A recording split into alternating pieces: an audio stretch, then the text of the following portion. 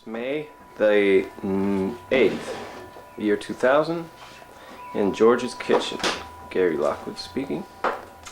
This is a first in a series of programs that we're going to do called Neat People to Meet in Your Community. And today we're at the house of George Murray, writer, poet, visionary, father, who is also a local resident who is an expert on coffee. And most of this is going to be pertaining to that, starting with the process of putting the beans into the grinder, and from this point on, we're going to let George explain to us just what he's doing. Can we express the reason why it should be ground fresh? Yes. Some oils are volatile. The longer it sits after the grind, the more oil evaporates. And the more evaporation of the oil, the more the taste is changed to the mediocre. That may be why when you buy that stuff by the 2-pound can in the store, it just isn't as good.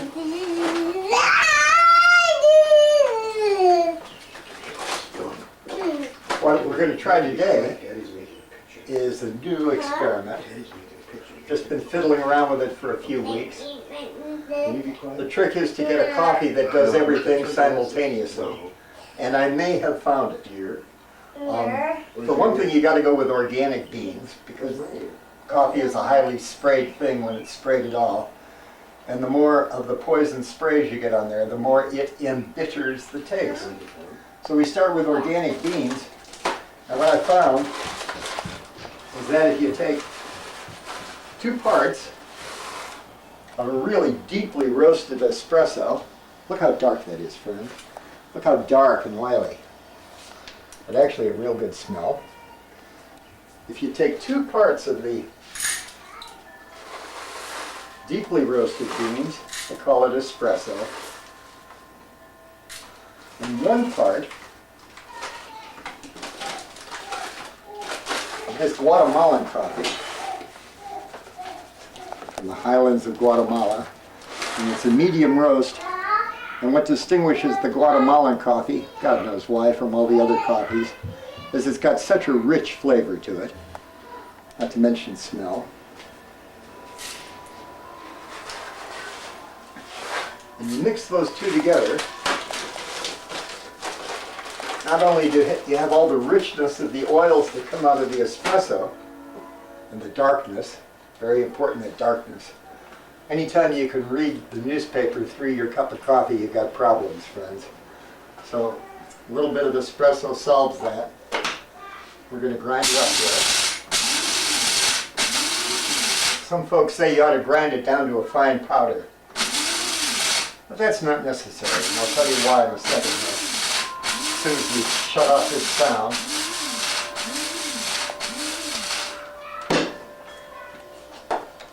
It's true enough that if you grind it down to a powder, you can make more cups of coffee out of it because it's got more surface area. You also get more tail. The coffee intoxication has its head and it has its tail. And the more head you get, the more it goes to your head. The more tail you get, the more it goes to your tail. And you all understand innards flush. And so what we're doing is trying to stay away from the innards flush. We're trying to go for the head. Because what's the sense of having a good cup of coffee if it doesn't make your head go ping? It'll still maintain its diuretic properties, even if it does go to the head, right? True. But I was thinking rather when I said tails of its intestinal properties. Mm-hmm. Innards flush. And you don't need that.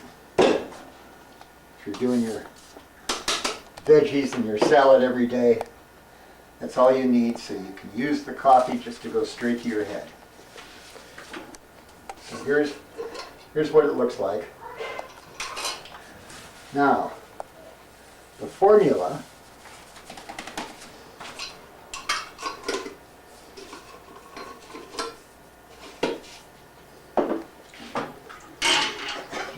more water. probably ought to use filtered water if you're going to make your coffee, friends. Because that chlorine and that fluorine just plain messes with the taste.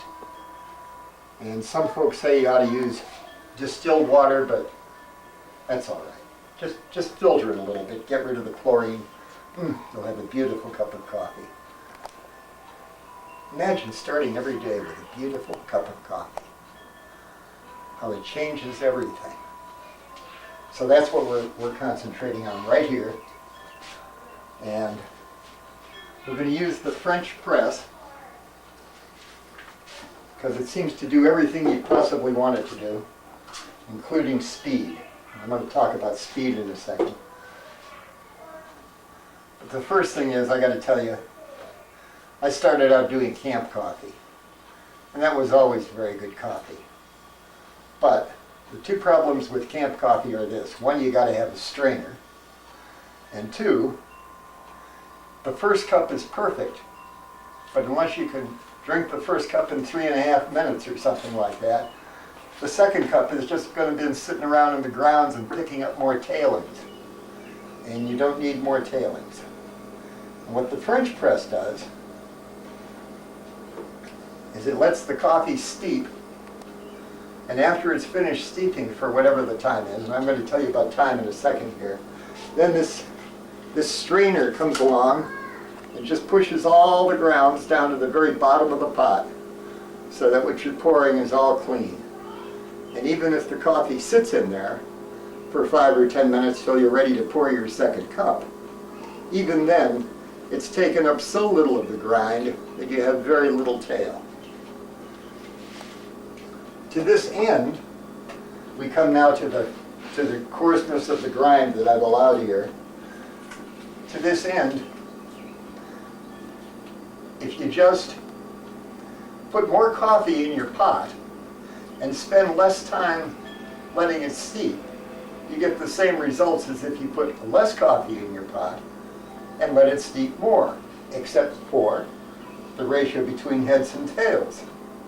So my thought is, put a little more coffee in the pot and let it steep for a little less time. I was really impressed. I was watching that 1960 spy film, the model for an entire genre of spy films. And it was the Ipcress file. And in the movie, the hero starts his day by brewing a cup of coffee. And he pours an immense amount of coffee into his French press, and then he lets it sit for 1 minute. Down it goes. Well, I've compromised. I'm not wealthy. I can't afford money like the spies can to pay for my coffee. So instead I put a little bit less in and let it steep for 2 minutes. So we're going to do that in a second, just as soon as it boils.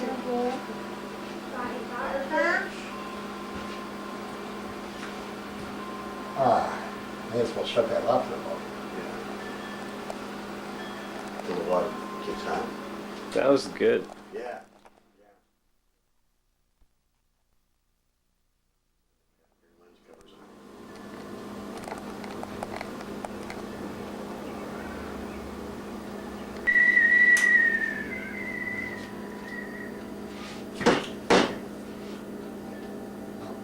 Anyway, sorry friends, let's start over again. I forgot that I needed a spoon and I had to spoon it in. Let me find my spoon that I use. All the tablespoons have different measures to them. So here we go. Did you get that sound? Barely.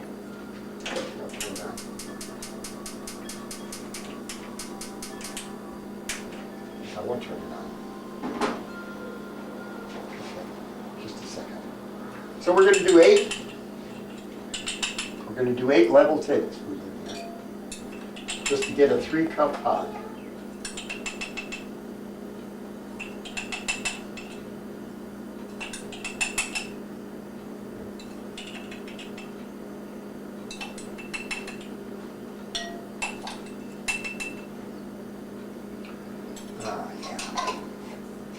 I know it looks like a lot. All right, friends. All right. Let it boil again.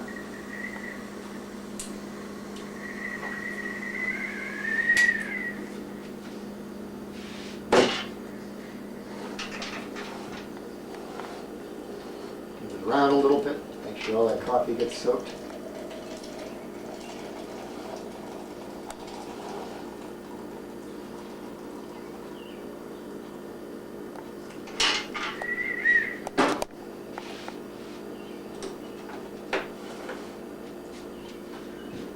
Now, give it 2 minutes by the clock. And then you folks can judge whether that's long enough or not. Nothing, you're too young for coffee.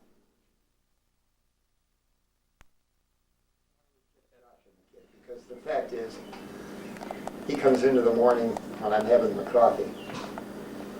I've got a habit left over from when I was a little kid. And I used to have breakfast. Like this. Let me hold it. Let me hold it. I'm the cameraman. Okay, we're on camera. How old is too young? Well, when I was a little kid, I used to have breakfast when my great-grandmother was having her coffee in the morning. And her habit, which I'm sure she brought over from the old country, Denmark, was to dunk bread in her coffee. She'd butter up a piece of bread and dunk it in her coffee. And I got to doing that myself. And now my kid comes in, and he's 5 years old, and he wants to pick up the toast and dunk it in the coffee. And yeah, that's too young for to be giving a kid a cup of coffee, but it's probably not too young to be giving a kid a piece of toast with coffee on it. And my own sense was that when I was 15 or 16, I started getting a taste for coffee. Oops, let's take that in the other room so you can make noise in there. And I figured my nervous system was ready for it, or I wouldn't have been asking myself to have a cup of coffee in the morning. And I don't know what it would have been like if my pa was brewing up Hills Brothers, but he wasn't. My father was a nut for Turkish coffee. He had Turkish coffee pots, and he would put the water in cold, pour the coffee on top of the water, bring it up to a really slow boil, and then add sugar right into it. And put a little bit of cold water on the top to make the beans sink down to the bottom, and then pour it off. And I got to tell you that half the cup was still a really fine ground bean, and it was absolutely bitter from having been brought up too slowly to a boil. And that was okay in my 20s and I suppose in my 30s, but by the time I began to get gray hair, this French press seemed like such a civilized way to make coffee. But I put aside my camp coffee, and I've been here ever since. So I imagine that 2 minutes have passed now in my quacking. So let's see what happens here.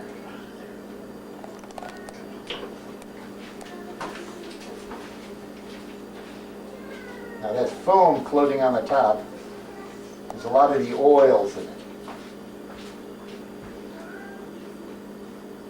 And left over from the days when I was doing camp coffee, I could tell the difference between a mediocre coffee and a good coffee. Because when you looked at the foam floating on the top of the coffee, the oily bubbles in it were either a washed out dishwater gray, or they had all of the colors of a rainbow as seen polarized through your polarized glasses. These rich blues and greens and pinks. And that's one way that your eyeballs can distinguish between a decent cup of coffee and a not so decent. I wish it were possible for the camera to record just how many colors are floating on top of that coffee. I can see the pinks and the greens. I can see blues and yellows. Not a washed out dishwater gray in the lot. And that's going to be a good cup of coffee, friends. I can just tell from here. Okay, you can Pause it. yeah.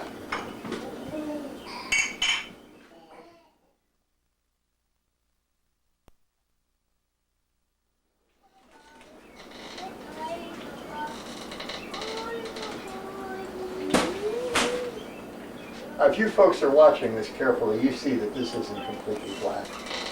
It's a nice golden brown, despite the appearance of the espresso blend. So it'll be all right. Just wrap this up. And then as one sugar, we don't use granulated sugar around the house, we use maple syrup. And I got to tell you that maple syrup is pretty healthy stuff. It doesn't affect the taste in an overwhelming way the way honey does. And at the same time, you don't have to put up with the nutritionless granulated sugar.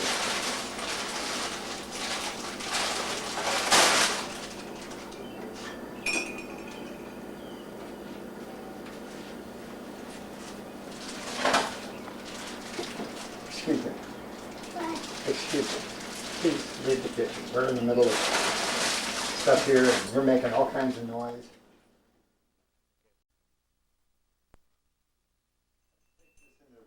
Living room, or the parlor as we call it, because parlors are places where you talk, where you parlay. So let's go. Sounds good. Everybody's got their coffee. Okay. Brother Jackson, I'll share yours. Ah, the aroma of fresh coffee. Can you smell? See, pretty nice, isn't it? Jerry's diner was never like this. Here or in the back room? Where do you want to go? I like the back room in your chair. Let's do it.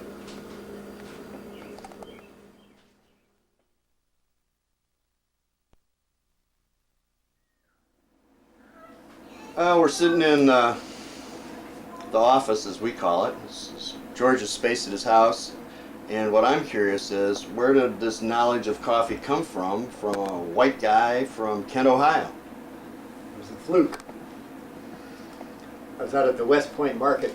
This is years ago. This is 20 years ago, before anyone ever heard of organic coffee. And the problem with most coffee is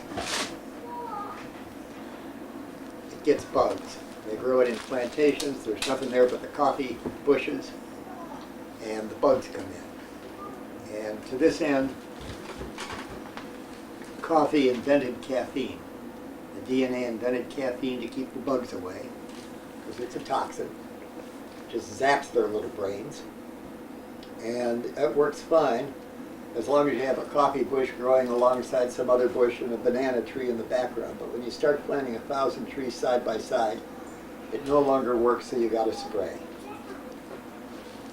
But I happened to be down at the West Point Market one time, and they had some Highland coffee. They called it Maragogipe. It's from Colombia. It was a perfect taste, a perfect brew. It set my head alight, set my thoughts soaring, and I said, I got to have some more of this. When my pound was finished, I went back, and they didn't have any more. Well, it was in my head to find Maragogipe once again in my life, because it was a thrilling cup of coffee, maybe the most thrilling cup of coffee I'd had in my life up till then, and I was getting on to be 40. And then it chanced that I was offered a free ride to Colombia. A friend got an accident insurance settlement, owed me a favor, offered me a round-trip plane ticket to Colombia. I didn't have any money. I was a freelance writer, starving to death. So we got down there. She handed me $40 in cash and said, "You're on your own." Well, I'd heard about this farm in the uplands of southern Colombia. An American who was a early retiree from AT&T, couldn't stand the computers any longer. I went down to Brian's farm. I was there for 24 hours. I knew I didn't even want to leave this front yard. There was so much flora there that I'd never seen in my life. I was just going to have to spend whatever time I had hanging out there. I didn't have any money to go anywhere anyway. And Brian, hearing of my taste for this Maragogipe coffee, which he'd never heard of, said that he would take me down the road to a friend of his who grew coffee. Now the problem in Colombia in those days was all the coffee you grew you had to sell to the government. So this feller had figured out, he was a coffee fiend. I'd never met a genuine coffee fiend before in my life. But this feller told me that he drank 34 cups of coffee a day, and that the only way he could survive on this is he had a stand of trees set aside that didn't get sprayed.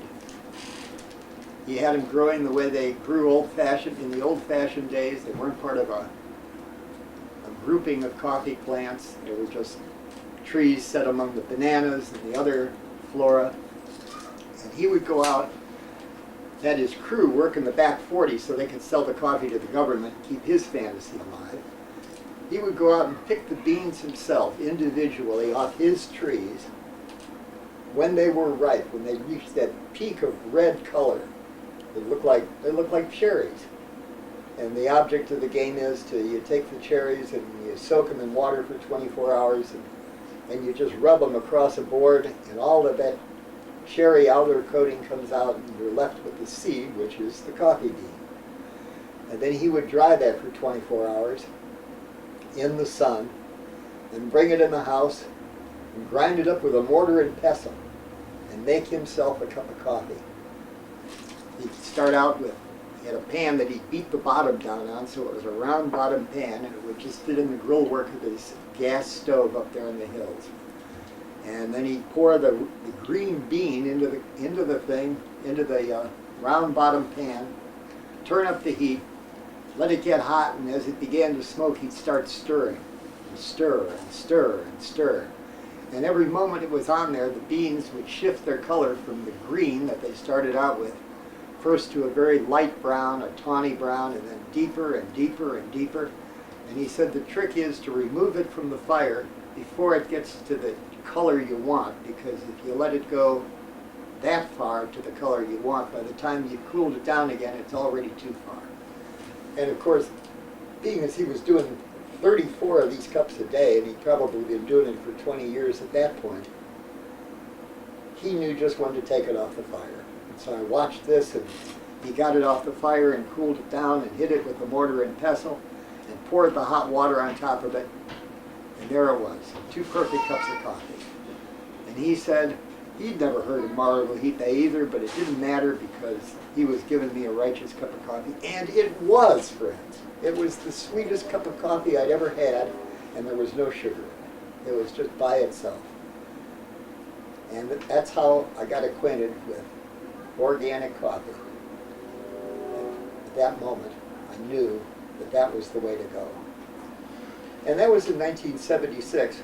And by 1980, you could start buying organic coffee on the market, because other folk had found out the same thing I found out, that you can't make a good cup of coffee if it's got all those spray oils all over it. So that was 80, that was 20 years ago. Now everywhere you turn, every coffee maker in America can get you organic coffee if that's what they want to do. And we've got one around here in the Cleveland area that Berardi's, an Italian firm that sells half a dozen different organic coffees alongside their regular coffees. And they've got dedicated roasting machines so that the oils from the spray never touch the organic coffees. And yeah, they cost a little bit more, but why not if you're after the taste? Why not? So you're also the coffee consultant for Kent Natural Foods in downtown Kent. Have been for, since they started with the organic coffees, is that correct? Well, the organic coffee had been at the Natural Food Store longer than I personally had been there. But in the old days, they maybe only had one kind of organic coffee, the Guatemalan, and everything else was standard. And when I got in there, I chucked out all of the stuff that wasn't organic, and I figured we could just get some good organic coffee in. I did my best to get samples beforehand so I could sample and say, oh, this is just a mediocre coffee, whether it's organic or not. And this is a wonderful coffee. And that's how we started ordering coffee at the food store from that point. Taste it first, order it second. And I was looking for a whole spectrum of coffee tastes, which you get by buying from a lot of areas, so that we have coffee there from Southeast Asia, and coffee there from the Andes, and coffee there from Mexico from time to time, when we can get it exactly as we want it. And even occasionally coffee from Africa. Whatever tastes right in that season, we try to get. And figure you give them nothing but organic, and if it's expensive, well, maybe you don't mark up your profit margin the way you might on other things, but try to keep it reasonable. But you want people to have a good coffee experience. It's not enough just to have caffeine in your system. You want the whole panoply of experience. So that's what we're trying to do at the food stores. Make food a worthy experience in life. So, and each of these areas that the coffee comes from is known for their own particular roast, so to speak. Like you have, I see down there an Inca, which is a very dark, oily bean, similar to a French roast, but your Sumatran seems to be like a medium. Yeah, And I imagine that as coffee has spread around the globe in the last 500 or 600 years,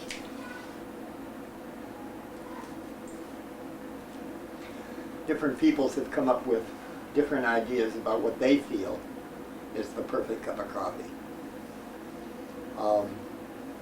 I figure if it's too light a roast, you'll be able to read your newspaper through it, and you shouldn't do that to a fella. So we go for the medium and the dark roasts.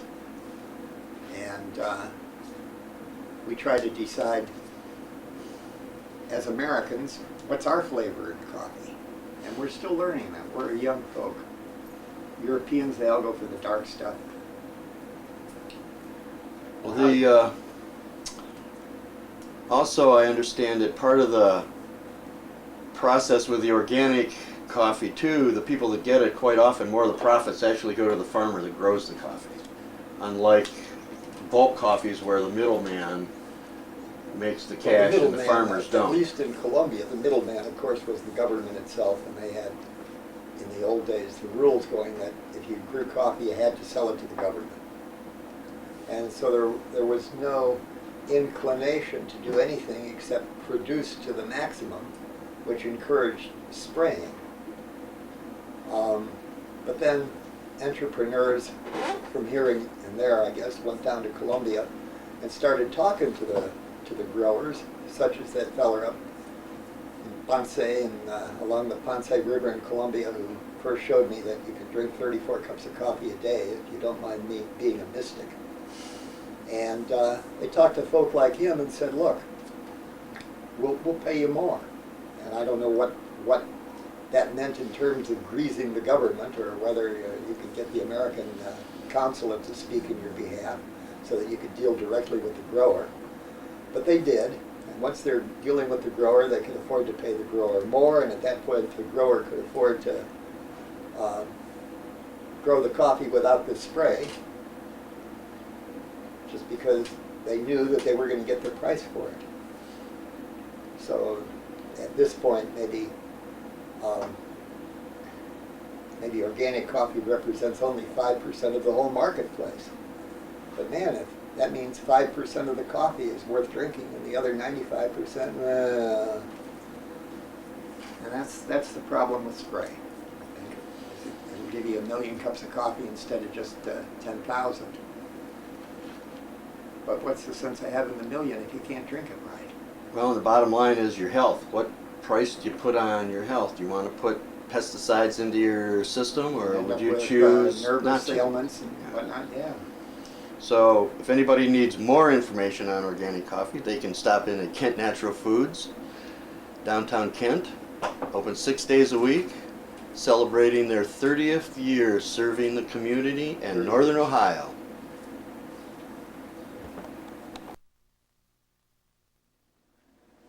Alright, it's approximately 20 minutes to half an hour after I've drank the coffee, and I feel a lot mellower than I have felt on hardly any other coffee that I've tasted in the past several years.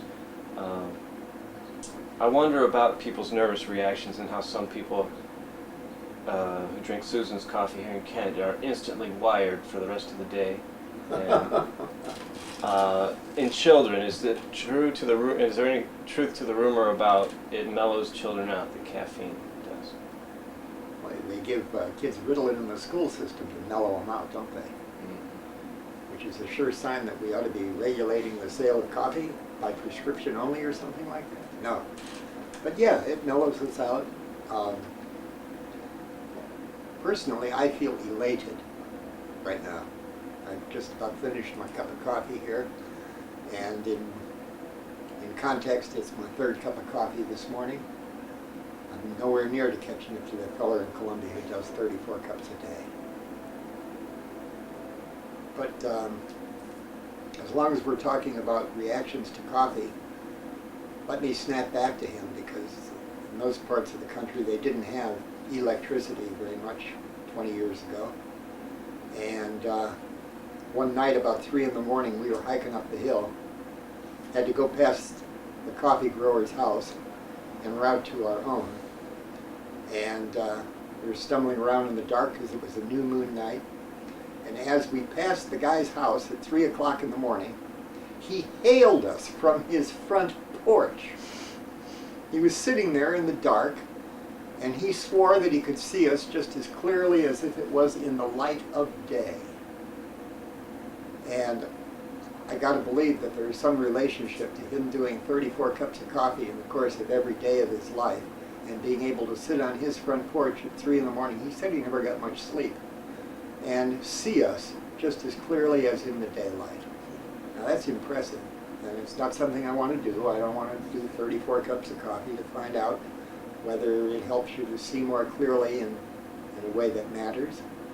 I just want to comment that that is one of the effects that coffee brings in its tail. A sort of enlightenment. Enlightenment.